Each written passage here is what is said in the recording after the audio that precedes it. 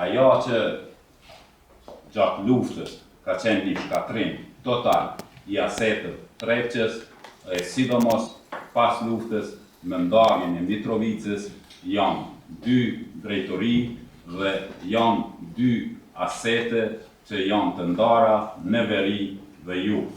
Po ashtu, pas marrjes së përgjithësive të UNMIK-ut, që ka qenë shtylla e 4 e UNMIK-ut pa një vizion qartë zhvillimit të Trepçës. Në vitin 2000, Trepça ka pësuar prap dame në shkatrimin me djegjen e elektrolizës, që ka pas mjaft dame të mëdha që kanë ndikuar prap ngecjen e zhvillimit Trepçës. Po ashtu, në vitin 2005 ka qenë një moratorium me që ka pas pretendent mjaft të pa dëshmuar dhe të pa verifikuar. Gjykata në dhoma e veçantë e Gjykatës Supreme ka pruar një vendim për moratorium, edhe pse nuk ka qenë vendim i mirë, por janë ruajtur deri diku asetët.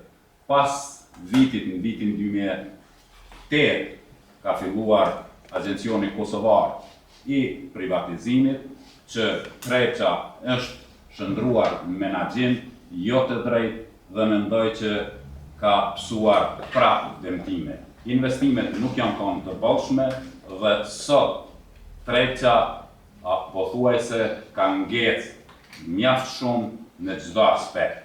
Është ndarë, nuk funksionojnë gjitha njësitë e Trepçës dhe mendoj që qeveria e ka harruar këtë gjigant që është mjaft i vlefshëm për zhvillimin ekonomik Kosovës. Prandaj, sot jemi këtu që t'japim vizionin e aleancës për zhvillimin e Trepçës dhe i nderuar kryetar e keni fjalën.